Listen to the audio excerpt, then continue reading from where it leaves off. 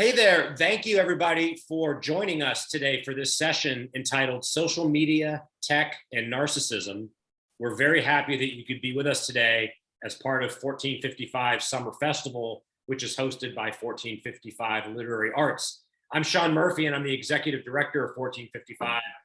It's a tremendous joy. It's always a labor of love, as I was just saying, to put this festival together. But I think the primary joy I get running this nonprofit is that I have the opportunity to talk to incredibly interesting and smart people. And tonight is off the charts. So I promised the panel before we came on, I'm going to try to stay out of the way, and we're going to learn a lot about this topic. I think it's appropriate. I will introduce our guests, and then we'll jump right in. I'll start with Caitlin Phillips. She is a writer and editor based in Raleigh, North Carolina, and she's the author of The Future of Feeling, Building Empathy in a Tech-Obsessed World. On top of her in the Brady Bunch circle is Keith Campbell. He's the author of more than 200 scientific papers and several books, including The New Science of Narcissism and the Narcissism Epidemic, Living in the Age of Entitlement. His work on narcissism has been widely published, and he's appeared on The Today Show and The Joe Rogan Experience. He also wrote the popular TED Ed lesson on narcissism, and he lives in Athens, Georgia. Anne Mann is joining us from Melbourne. She is a writer there. Her essays on contemporary culture, such as child abuse, pornography, gendercide, and disability, have all appeared in The Monthly magazine. Her essay, Ebony, The Girl in the Room, was included in Best Australian Essays, a 10-year collection. Her book, Motherhood, How Should We Care for Our Children, was a finalist in the Walkie Award for Best Nonfiction Book of 2006. She's written a quarterly essay, Love and Money, the Family and the Free Market, and a memoir, So This Is Life, Scenes from a Country Childhood. And last and definitely not least is the impetus of this discussion, Lena Der Holly, whose brand new book has just come out, which we will definitely talk about. Lena is a licensed psychotherapist and author of the true crime bestseller, My Daddy is a Hero, How Chris Watts Went from Family Man to Family Killer, which has sold 50,000 copies worldwide. Her work and expertise have been featured in myriad outlets. She was formerly a clinical instructor in the Department of Psychiatry and Behavioral Science at the George Washington School of Medicine, where she mentored medical students. Thank you all for being here. It's almost like a mic drop. Like, what with those bios, it's like enough said, but now we're ready to get into it. I can't think of a more timely or important topic, narcissism via tech and social media, and you all have written and talked and taught about this. So thank you for being here. It's wonderful to have a assembling of experts. I think we can get right down to brass tacks. You've all written about narcissism. Am I correct as an opening salvo in saying that social media has just exacerbated virtually every aspect of narcissism and what it is and what it means and how it impacts culture? We can go around the horn, or... Well, Lena, you should lay it forward since you've just written a book on it. Well, I should also add that every person on this panel I interviewed for this book, The Facebook Narcissist, for a reason. And so I actually, in the interviews I do, I have quoted or taken information from each of the three of you, Caitlin, Anne, and Keith, for my book, because you all contributed so much. I think about what Anne told me, and Anne, you may be able to elaborate on this, which I think is one of the most interesting things, watching what's happening, especially to adolescent girls as they grow up now with this Instagram life. And you had told me about this study where they were looking at diaries from girls over the years, wasn't it? What year did it start? And it went up until now, I believe. In the early 1900s. Early 1900s. Not to now, finished in 1990. But the tendency that was examining has only intensified. And then I think taken with social media, and Jonathan Reed's work is interesting on this, quantum leap. And it was essentially that looking at the early diaries, the girls were in early adolescence were thinking about their moral life. They were thinking about how to be a good person, you know, whether they snapped at Aunt Mary or whether they were patient or whether they had behaved in a way that was up to their ideal, their moral ideal. Whereas much later, it was about what they looked like and whether or not they were fat, or whether or not they met a bodily ideal, what they looked like. So from whether they were a good person, it did change to what they looked like.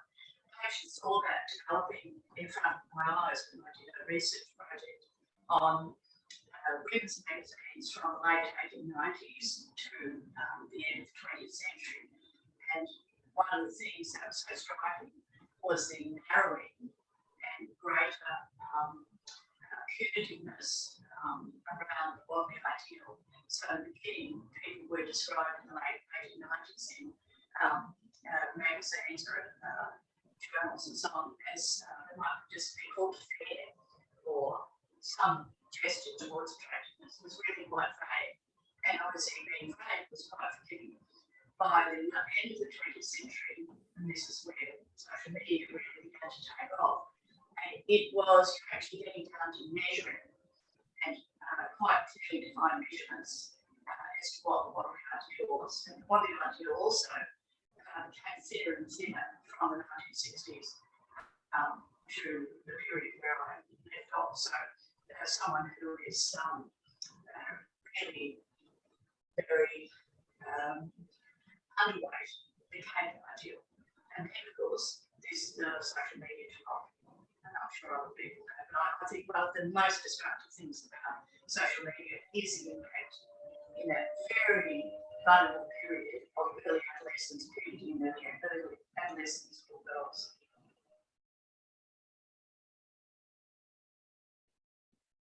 Did you get that, Sean? The reason I'm on this panel is actually, I have to add the book. It was The Life of I, The New Culture of Narcissism, which I brought out in 2015. So I'm not sure if that's mentioned, but that's why. Yeah, her book, The Life of I, The New Culture of Narcissism.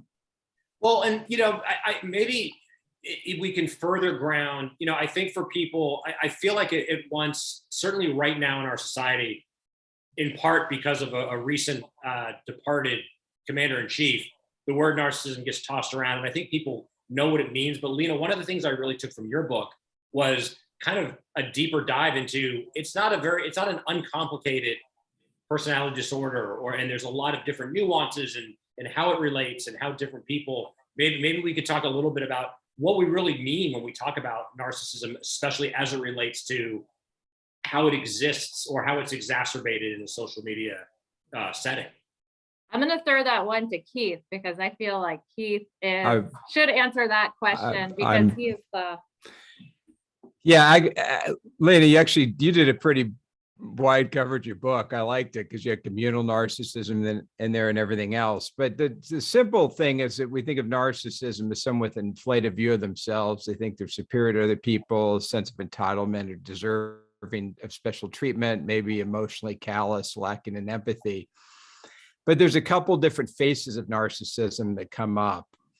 And one that we're most familiar with is this more grandiose side of narcissism. We have this lack of empathy and this little bit of self-centeredness, but also extroversion and maybe some charisma and drive and ambition.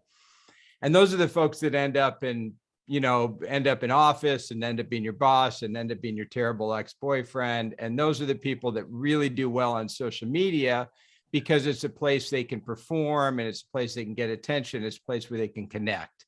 So we see grandiose narcissism really working well on social media. The other side of narcissism is more defensive side. It's not so much self-promotional, but it's more vulnerable. And this is the form you see more clinically with people that are self-centered, but they also have a little bit of low self-esteem. They're a little bit, easily threatened. They have thin skin. So somebody says, oh, you don't look that great. And they go off the handle and they have a, inner rage. And the vulnerable folks aren't as active on social media because there's a little bit of trepidation on their part. They're worried more about negative feedback. But you do see it with some of the really angry trolls and things.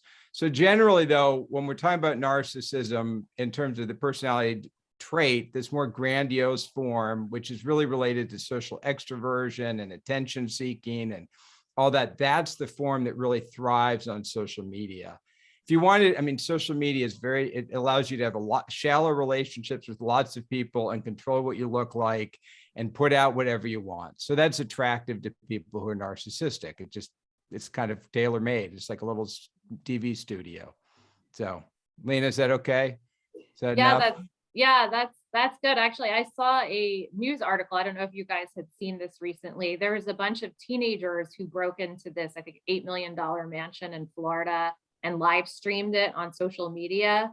And, were actually destroying the property on social media. And there was commentary on that about how this ability now, there's this pressure also to share, this entitlement, which again, I like to look at narcissism, and also why, Caitlin is here because she studied tech and its effect on empathy. Narcissistic people are very much lacking in empathy. And, this attention seeking entitlement, I can break into someone's house and live stream this and be proud of this and get, validation for this and likes, that idea is something that I was very concerned about as a parent, as a contributing member of society, is that what is this doing now where there's all this pressure to live stream everything? Recently seen with the mass shootings, that the Buffalo mass shooter was live streaming and he was doing it for his audience. And so, when you look at narcissism too, social media, to piggyback on what Keith said, is it's giving people who have these tendencies already this audience to do so. And it's I think in some ways encouraging them. So I think one of the best examples of something like that, obviously the live streaming of obviously the live streaming of committing crimes, but also the way that people will film strangers that are just doing who knows what, there's no context. I'm thinking of a video I saw recently where there was a woman who, the context that the poster provided was that this person was like throwing a fit in an airport and they were screaming and how they're a Karen, how terrible. But, other people were saying, that behavior kind of seems like maybe this person, has a certain condition, maybe they're autistic, like you have no idea what's going on with these people. I think that one thing that you said, Sean, the word exacerbate, I think is really important, because when I first started researching for my book, people were still trying to express that like technology hasn't caused these problems. Obviously they were all there. It hasn't really created that many new problems, but it has exacerbated a lot. And I think that's by design, and that's part of what I get into in my book. I mean, I initially was talking mostly about, who is, as the question that Lena just posed, what's going to happen in the future, and then a step further, is anybody working on solutions? But as I got further and further into it, I was, just kind of realizing that a lot of this is by design. That if you can exacerbate people's feelings of selfishness or of individual exceptionalism, they'll keep posting and they'll keep engaging and they'll keep clicking.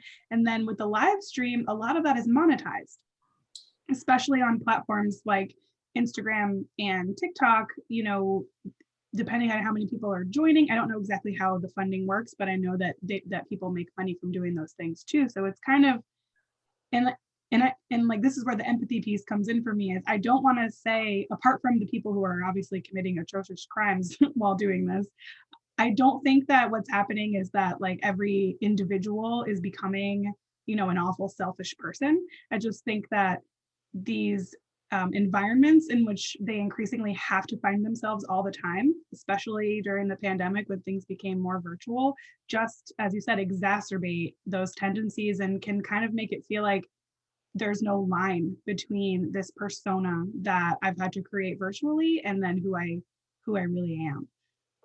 Yeah. I mean, touching on the empathy thing, we could go down that rabbit hole and I think speak for hours about it. The other word I wanted to throw out, I'd be curious if if there's consensus, is, and again, I got a lot of this from Lena, helped me kind of crystallize some things, when I read the news every day and just my own observations. What I think Facebook in particular, social media in general, but Facebook in particular, has mastered making everything transactional. And so you mentioned not only that we're filming crimes, but there's an impetus of my people are going to pay for this, but the turning everything into the possibility of a transaction, including friendships. I think, I don't want to overuse the word exacerbate, but it preys upon what could normally be an innocuous, interpersonal relationship, but now everything has an algorithm and an incentive. And it's transactional even if you're not making money or making the person you're interacting with money. People, it's been several years now since this became the thing to say, but if you're not paying for a product, you are the product, right? I can't remember who exactly said that first, but I think that's the main way that it's become transactional on these platforms. Also, if you talk about empathy and friendship and qualities, just for example of a conversation, I was reading recently for some other work, the work of the philosopher and he was talking pretty interestingly about the turn-taking and fluidity and the lack of an agenda in conversation between friends. And if you look at Facebook, I think and all the other forms of social media, Instagram, so on, it's not just that these social media companies are delivering you to advertisers, they're actually calling out behaviour that is obnoxious and rewarding it. So people build up profiles on Facebook. I've seen people change on Facebook before my eyes, as if my first thought was this just calls out the narcissism in a person, and if they're more narcissistic, they'll be on Facebook all the time. But in fact, I then began to think, no, this is actually how it is. I can see someone becoming addicted to the likes, and also this, if I knew them, often entirely false self being curated on Facebook. And the false self was actually being rewarded. So the business model is actually about not just delivering you to advertisers and you completely unaware of like social visible social service out there. It's doing something quite different, but that is actually calling out and rewarding and entrenching, exacerbating narcissistic behavior, which is so far because of these really tiny little truncated responses you have to do to them. I saw someone who had, I didn't know, but we were kind of friendly on Facebook. I like something she read, she liked something that we were responsive to each other's work. And she had a really tragic bereavement of her husband dying. And the options were a pride emoji, a brief comment, or nothing. Because there's something so problematic if you compare the idea of that mutuality and deep order attentiveness in a conversation, a real conversation between friends. Yeah. One of the other things I found problematic about sort of this transactional aspect is the influencer culture and selling products or selling this information, these kind of narcissistic gurus, healers, exploiting their followers and, kind of using them as a way to exploit vulnerability and make themselves money. And I sort of think about this sort of consumer transaction, but using people.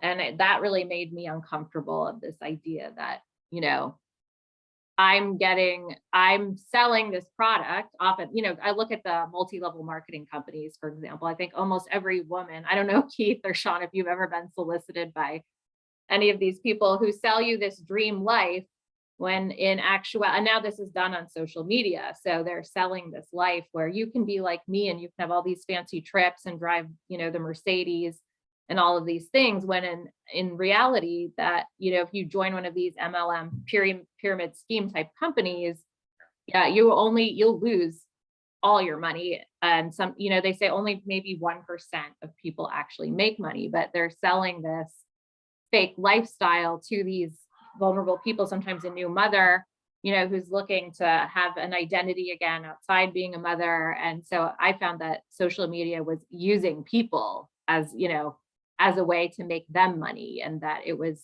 and also selling them a very false reality with this exploitation aspect of narcissism. And it even goes beyond the multi-level marketing, which is insidious, but there are a lot of like wellness influencers who, even if they're not technically trying to sell you on joining their pyramid scheme, they will have partners that sponsor their content. And what I noticed during the pandemic was a lot of, during the earlier days of the pandemic, there are a lot of wellness influencers who it turned out were also, very anti-vaccine and like had very specific agendas that they would start to post like in between their advertisements for this cold brew or that, clean makeup. They would have all kinds of, sketchy misinformation in between. And it's just an interesting, like, it is that pulling people in with the personality, with the aesthetic, with the vibe that, if you do what I do, you can have the life that this looks like I have, even though that life probably doesn't actually exist. And in some cases, they're causing harm while doing that. Right. Keith, you want to get in? Yeah, I think you guys are raising such a good point, and that I just wanted to highlight it, that people think that social media, like it does, it's like it does the same thing to everybody, but it doesn't, because it's a creative space. And what happens is you get the 10, 25%, whatever it is, that end up doing all the creating, that are putting out the content. And then everyone else is sort of accepting the content, whatever, they're a viewer or a fan or a watcher. And so you end up with these narcissistic or more narcissistic creators, and obviously not everybody, but that's where you find the greater narcissism. But the people on the other side end up going, look at this life that everyone's living. It's awesome. I'm not living that life. I'm kind of a loser. I'm kind of missing out. And you get this depression that happens because you have these people that are selling a lifestyle, like Caitlin just mentioned, probably not real. Most of these influencers probably aren't living the lifestyle they say. But when you go online and you see that, I mean, what you see is like a constellation of narcissism, and it makes the world look much better than it is, and leads to some depression and other problems. That's all I just wanted to point out. Only someone at one of these companies had thought, what could be the unintended consequences of putting all this out there? Well, I'm sorry. Social media, I think, is so kind of Wild West. I can even bring that further in. I think of one of my seminal quotes of the last decade is during the 2016 election. I think it was Jeff Zucker at CNN said something along, or someone at CBS, but was like, yeah, all this Trump stuff's getting out of hand, but hey, it's making us a lot of money. It's like, the gatekeepers, if there's money to be made, I think that's also kind of a pathology that's particularly bad in America, because the ends of this justify all sorts of means where I think even 20 years ago, that was kind of beyond the pale. Like, well, yeah, this might be fake news, not even to use that cliche, but this might not be accurate, but people are paying for it. Yeah, and empathy doesn't sell as much as narcissism. Right. Yeah. That's a really good point, Caitlin. I think that's, when I was writing the book on narcissism, I was aware all the time that what's the antithetical human quality? It's empathy. And so I had a Google kind of alert, you can have on Gmail. So all the articles would come up about narcissism. And so lots of yours came through, I have to say, was really very helpful. But nonetheless, these articles pop up all the time. But articles on empathy, there are hardly any. And yet that's such a human quality. And that's what's missing. If you look at narcissism, the entitlement, the willingness to exploit, and then you come up against these are the three deadly E's of narcissism: lack of empathy. And in fact, all the other noxious qualities are related to that lack of empathy. And what's the essence of an anti-entitlement program, or something against the exploitation, sexual exploitation, for example, of women, part of it has to be, which is what I think Caitlin, your work is saying. Yeah, and Sean, you mentioned, the money. I had a study in my book that literally looked at Twitter and the types of tweets that get the most engagement. And by far, the tweets that get the most engagement are the ones that are the most divisive, have the most vitriol, are the most antagonistic. And, as everybody knows, it's no secret that the social media companies know this. I've read certain digital activists who are fighting against social media misinformation will go to the social media companies and ask them, what are you going to do about this? Whether it's the mass shootings, misinformation about anything that's happening now. And they kind of just shrug it off, actually, because, at the end of the day, they don't really care. They don't really have enough incentive to change, And also looking at the idea of surveillance capitalism, which another an author, I forget her name, Shoshana, forget her last name, but she wrote the book on surveillance capitalism. And again, it's just exploiting people. And what people want, I think, when they join social media is connection. Like Keith mentioned, maybe you have the 10-25% at the top who are curating this content, and what is that doing to the rest of us who are observing that and absorbing that. But you have the rest of these people that are just really vulnerable and can be swayed by that, and can be even swayed to, like Caitlin said, not take a vaccine and die from that. So you're seeing that this misinformation really kills, but there's no investment in empathy with these companies. And I think that's the most disturbing thing. And I don't think anybody has any actual answers as to how to change that. I'm sorry, I'm sorry, Sean, when Kayla mentioned that about Facebook, no one's seen this coming. I mean, everyone saw this coming. They're like, we're going to make the world connect. And what you said, Lena, is right. People want connection. They want to be connected. That's what makes us human. And they sold it that way. Of course not. Everyone breaks into two groups and wants to kill each other. That's just like basic social psychology. And they just, anyhow, they just wound it up. And that's what you'd expect to happen. Yeah. And it's also not quite as simple as people just dividing one particular type. For example, one of the things that's really interesting about trolling, which adds on to narcissism, this kind of sadistic quality where you really want to inflict pain in others, is that some people are trolled more than others. And for example, women, we have it here in Australia, it's clearly the same in the US.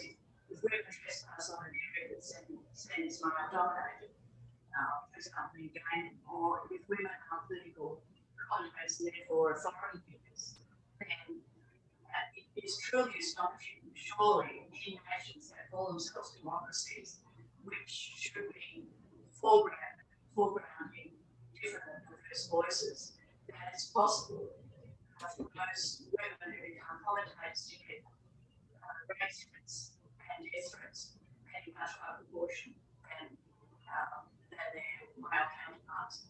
We have a really stellar journalist who's in the anchor of one of our foremost current affairs programs that's really installed on it. It's very watched by great people called Maria Sales, and she has had the most awful threats and bullying, and the same pattern follows. Many viewers are assuming an authority position.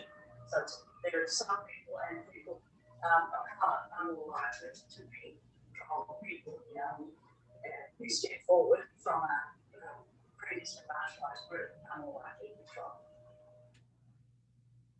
Yeah, I mean, so going from empathy and kind of following that to its kind of next logical step on the dysfunction scale, Lena, I would say, I mean, there were so many things I gleaned from the Facebook narcissist, but and you and I have talked about this, and I have it written down. I think the number one passage that troubled me and shocked me was the statistic about cyberbullying.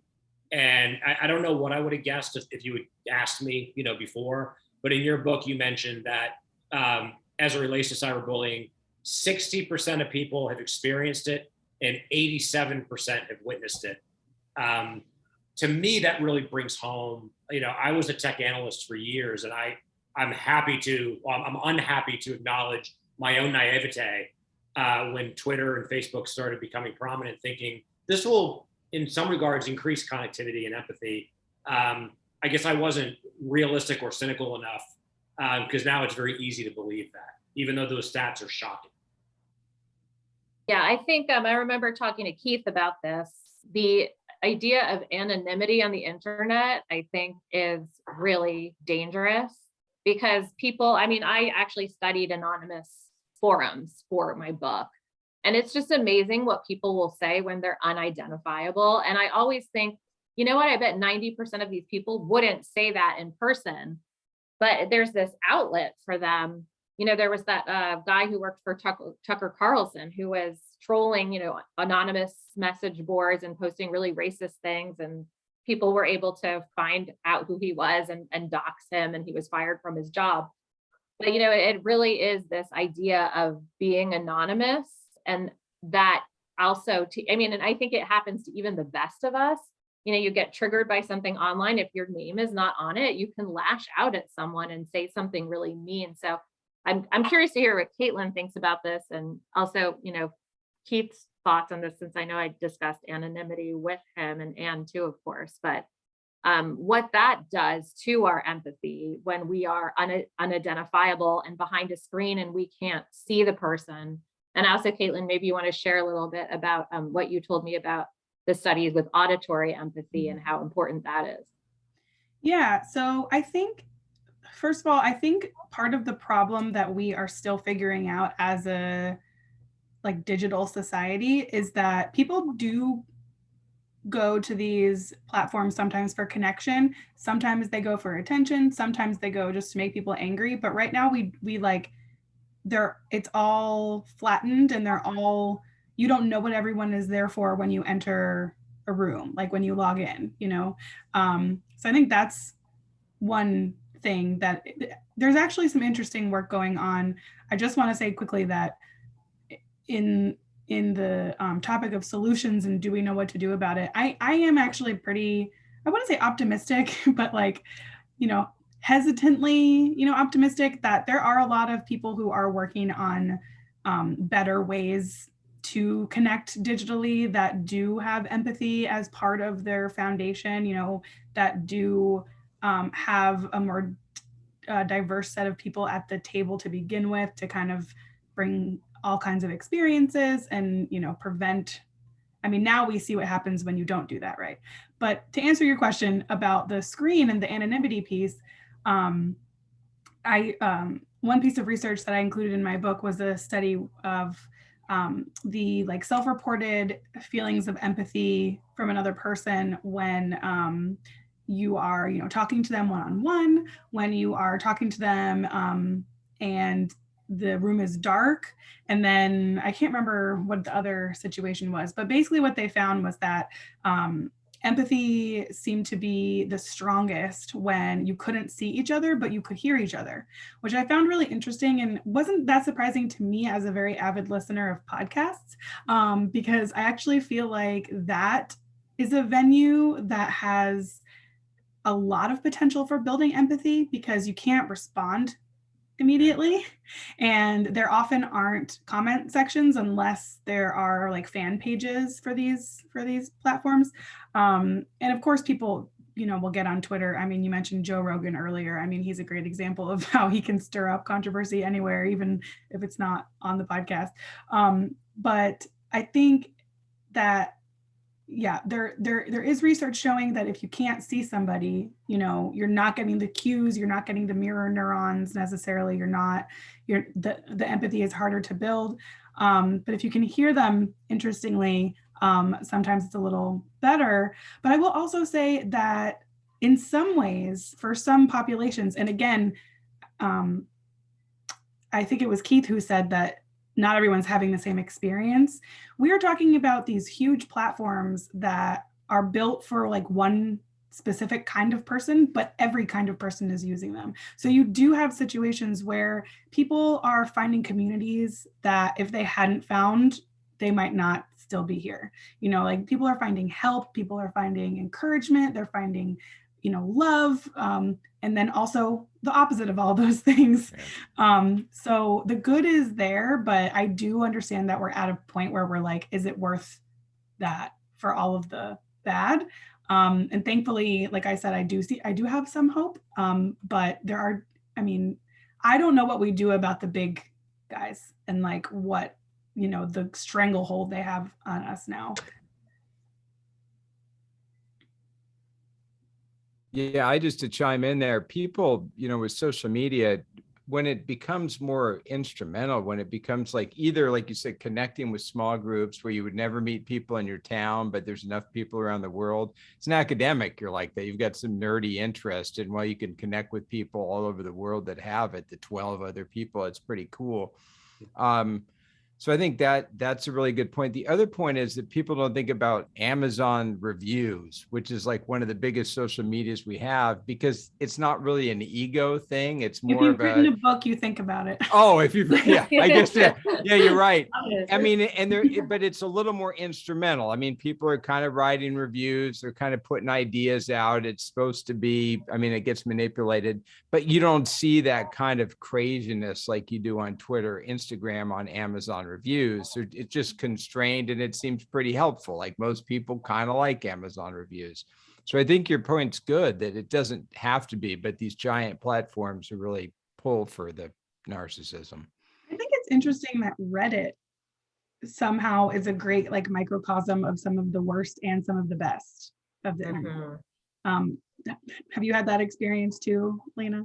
So true. I mean, I was thinking, just as you said that, I can't believe I haven't thought about it earlier, but yes, Reddit has moderators that, you know, volunteer moderators. And in some of these message boards, they are very strict about taking down content that is, you know, doxing, hurtful, all of these things. But then there's this one forum on Reddit that's devoted to hating Hilaria Baldwin. If you guys know, she's the wife of Alec Baldwin, and she's very controversial. Like there was this scandal about her recently where, you know, that people were accusing her of faking being from Spain, like she speaks with a Spanish accent, but she, you know, but there's, regardless of all the controversy around her, some of the worst things I've ever read about a human being are on this thread about this woman. And the cruelty and just like the hatred directed at her. And I say this as someone who's not a fan of this woman, but it's just unbelievable how cruel. Again, And some that people is one of the most anonymous places too. Reddit is very anonymous. Facebook, you're not anonymous. On Reddit, you know, so that is really interesting. Yeah. Reddit, you're like user 3215678. So yeah, it just depends on who the moderators are, but it can be, I do find that when there's moderators who are really strictly and they have boundaries and guidelines in which they say why we removed this post is because you know, violated this guideline. I find it's a much more civil place, but then, you know, Keith might and Anne might want to speak to this too, but then, you know, we get into the problem of free speech, right? So there's all of this talk about censorship with social media and where do we draw the line with it. So I actually want to throw that to Keith and Anne too, and hear what you guys think about censorship, and because Anne talks about trolling and bullying, and we do need to draw the line, but where do we draw it? Well, firstly, I think we have to remember the business model that conflict is set, so that there is an incentive to tear something down, is there an incentive to work against the anonymity, to not have it have to you know, some way of contact the person who is made, for example, a race threat. And I think my sense of freedom of speech and the, you know, the really important kind of freedom of speech is the one from Just Your Help, which is the idea that it's incredibly important that you have contest of ideas, that ideas are sensible. There is a limit, and the limit is when harm's done to others. And quite clearly, if you have commentators who are threatened with rape or death threats, you could do harm. Their whole emotional, you can't be a human being and not respond to those kinds of threats, even if you continue on the platform. So I actually think, you know, and then I ask these questions, why is it that it's very visual. There's marginal kind of improvements on that, but it's not really tackled in any serious way. And then I'll go back to the business model, and actually a lot of that kind of trolling and conflict is and people get interested in it, and they sign off to it and see it. So.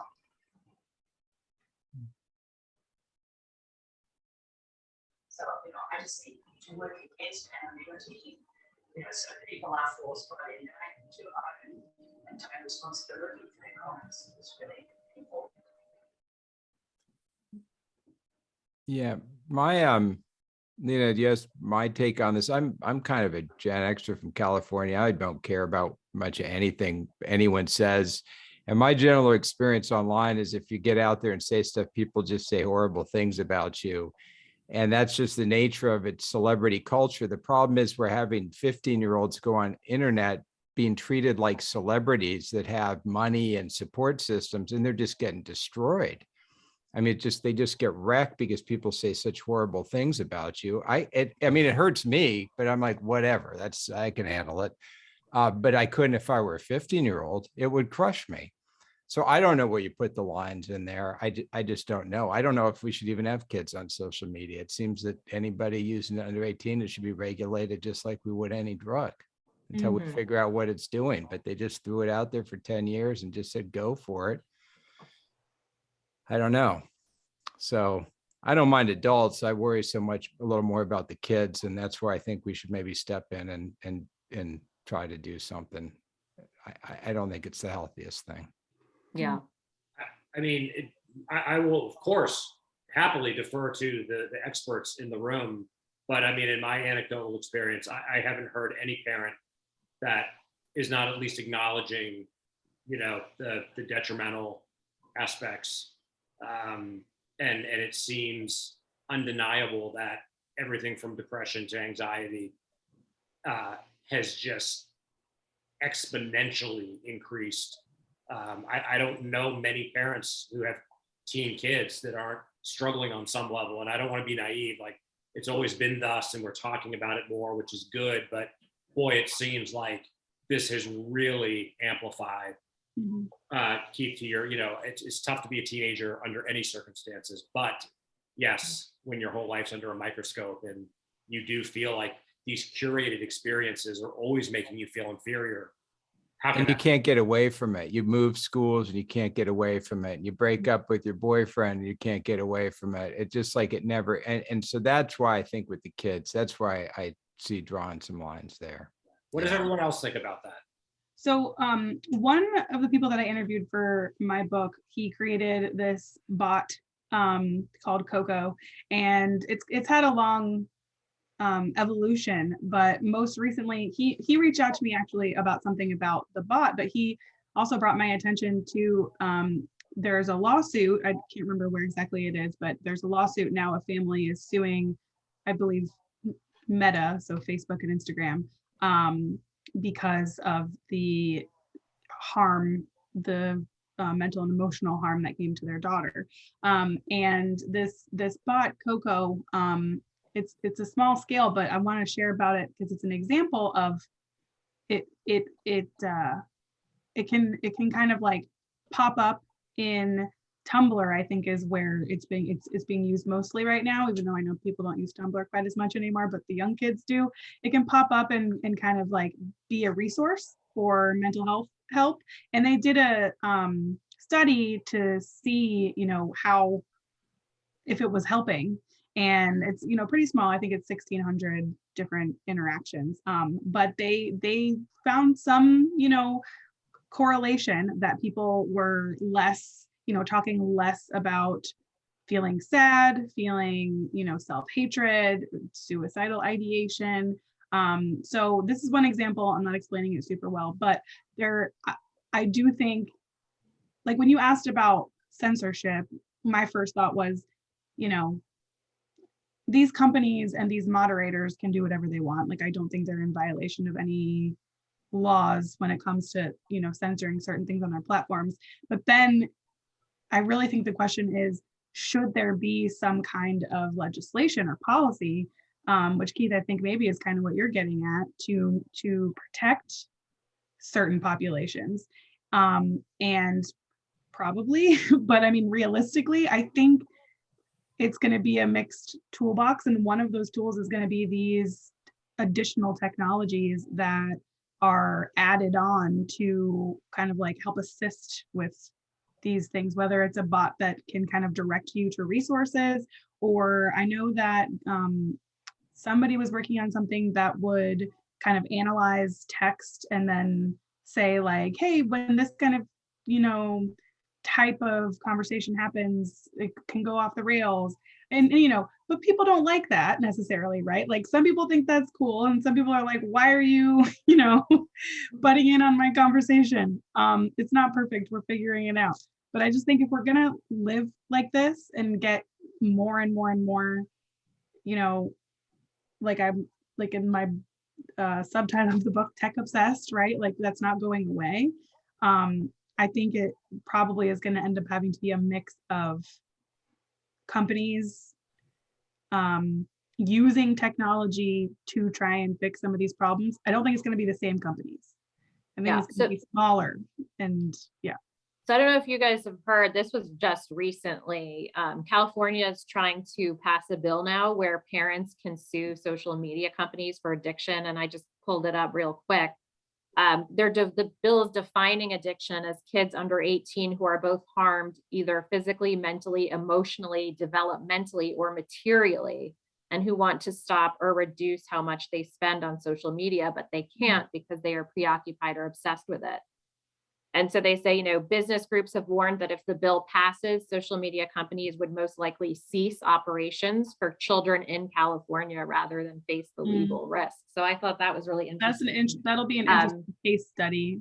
Yeah. And to Keith's point is, children may not be able to use social media in California under 18, and maybe that's not a bad thing. Maybe it's really just for the adult brain and not for a developing adolescent brain. Yeah, I was just going to say, kind of rhetorical to Keith's point, is there a way, it's a cynical thought, but we know that money drives a lot of this. The only way that some of this behavior will change is if there's money in it or money to be lost. And lawsuits with some teeth kind of makes me think of the, tobacco industry.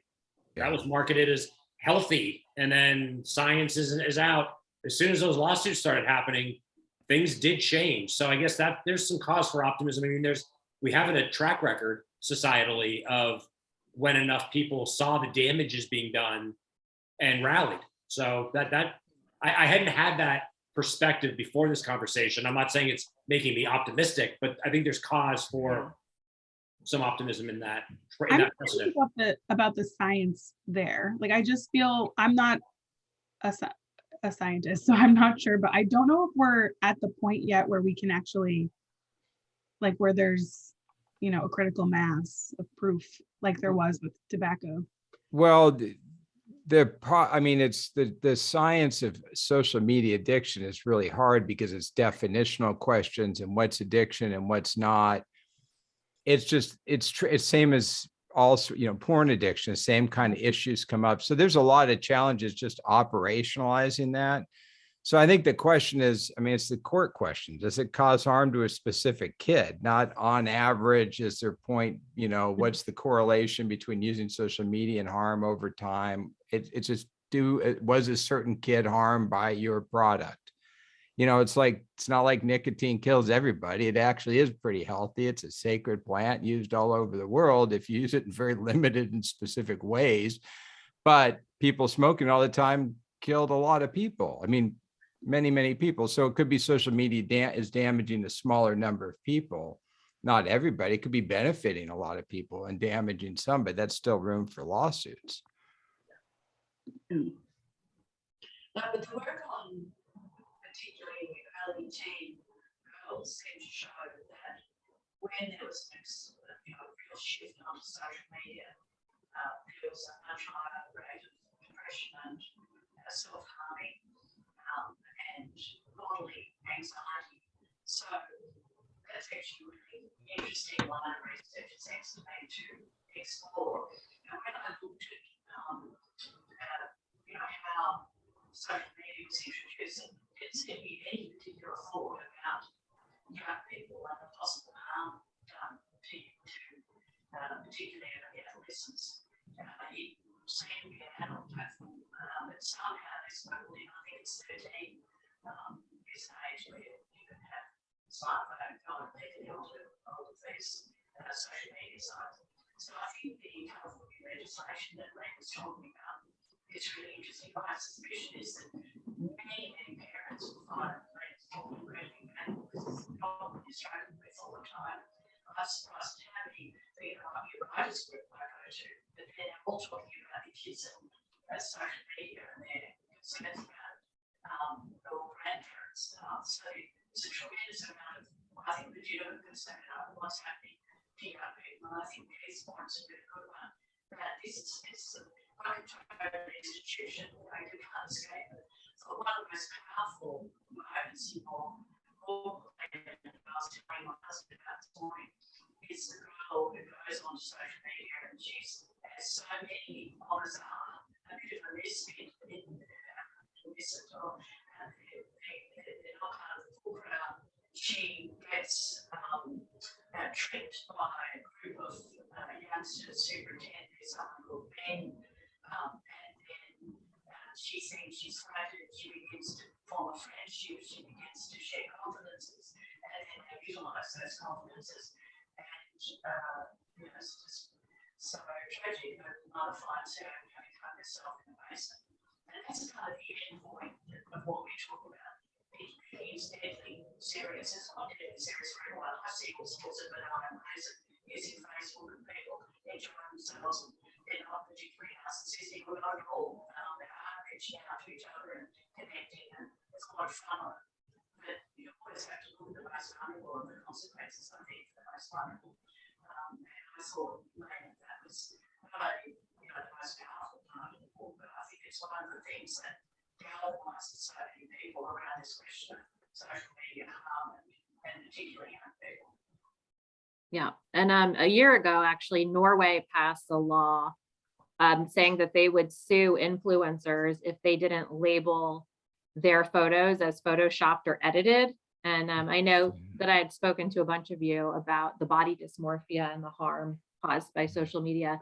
And so the Norway said, if you're an influencer and you don't label that you've edited or photoshopped your picture, this is punishable by fine or by time in prison. Like, it would be considered a felony. And the Ministry of Norway said it's because of the mental health crisis and the body dysmorphia in Norway due to social media. So somehow they had made a correlation around that. And so they're also, in here in the US, or at least Meta or Instagram, they make influencers label when they have an ad. So you can't sell something without saying like, hey, I'm in partnership with these people. But Norway took it a step further and saying, you got to tell people when you're photoshopping this, because it really is causing a huge problem of body dysmorphia. So I knew this was going to happen. Believe it or not, we're almost at an hour, and I feel like we barely scratched the surface. Yeah, that's good. That just means that, folks, those of you that are watching, have some books to buy. We will have all this information in the speakers' bios. In closing, it's almost unfair, but maybe 30 seconds or so, we can go around and everyone can talk about having written these books and based on where we are now, do you feel a little bit better, a little bit worse, or we to be continued? And there's a lot of data to still gather. I'm going to be real brief, and I'm going to go with the latter, to be continued. There's still a lot of data to gather. But I think they're, talking about some of the things we talked about today are maybe steps in the right direction, whether it's parents being able to sue, for social media addiction and having some accountability, because that law also only applies to social media companies that gross $100 million a year or more. You can't, so it's really targeting the big guys. So, I mean, we'll see. And I also think it's, more to come. It depends on the day. I do think that the kids, the Gen Z, the Alpha, which I think is what my kid is. I think that they understand that the current status quo is not sustainable. Even when they're in it, there are a lot of them who now are in it while parodying it. And I think the next step to that is doing something different. So I have some faith in the younger generation that they'll come up with something we haven't even thought of yet. Right on. And I think that I'd like to see a lot more anti-entitlement programs and empathy programs in schools, with anti-entitlement in things like football teams. So, for example, one thing that interested me when I was writing my book was sexual narcissism, and particularly the role of male entitlement to sexual assault and sexual aggression. There's quite a lot of interesting work on it. And I was very interested in a team here, a football team, that actually had as part of its culture anti-entitlement programs for drama psychologists who came and all sorts of unexpected things, like this star mentality, which clearly in the football literature I was reading about led to really noxious sexual aggression amongst football stars. The higher the star, the more likely they were to inflict sort of behaviours in some work I was looking at. So this anti-entitlement program got them to do things like help all the kitchen staff or shuffle the dishes, that they had to behave respectfully to one another, who's actually a team dominated the we and not the I. And anybody who was really out the I, including the football match itself, was called out. They had a series of sort of anti-hierarchical, anti-entitlement, and explicit instruction about behaviour. And senior leadership in the team called out the youngsters who were coming in. So the sort of stars ability of noxious behaviour was sampled and discouraged. And the programs in schools, it's really interesting when they do something like bring a baby into a classroom amongst the ranks of school, and the children learn to identify emotions and feelings of the baby and to name them. And they found that children were more empathetic in the schoolyard and with each other's. So, I think it's very interesting to sort of look at what the problem is and then try and find ways of cultivating the opposite. Because while we're giving all this attention to social media, we're not giving our attention to something else. And something else is other human beings and all their vulnerability and diversity and fragility. Keith? I think I'd close by saying, when you look on social media and you see the world, you see a lot of narcissism and a lot of anger and a lot of negativity. But if you walk down to your local park or your local store and just talk to normal people, most people are pretty good folks just trying to do their best. So I think that's a message that's positive. Science can't keep up with how quickly the culture changes online. So as a scientist, I'm like, dude, I can't tell you what kids are doing right now because it's going to take me 2 or 3 years to figure it out. I'm sorry, it's just moving too quickly. My overall comment is I'm fine with what adults do. I think protecting kids online, and we don't know what it's doing. And so maybe we should intervene and stop it to the extent we can before, or at least figure out what's going on before unleashing this stuff with young kids. That's at least my sort of opinion on it. Thank you, guys. I thank you all, Caitlin, Ann, Keith, Lena. All this does is make me hungry to want to read more of what you've written. I'm certain that's going to have the same effect on people tuning in. So I really thank you, and let's promise to congregate again next year, if not sooner, and see where the data and the current events are leading us. I certainly would look forward to that. I thank all of you for joining us today for this panel, Social Media, Tech, and Narcissism. We're so pleased you're able to spend some time with us. We hope the discussion's been valuable. You can find out a lot more about what we're doing at 1455litarts.org. And we offer free programming throughout the year. So check us out and spread the word. Thanks, everyone. Be well and be safe. Thank you. Thanks. Again.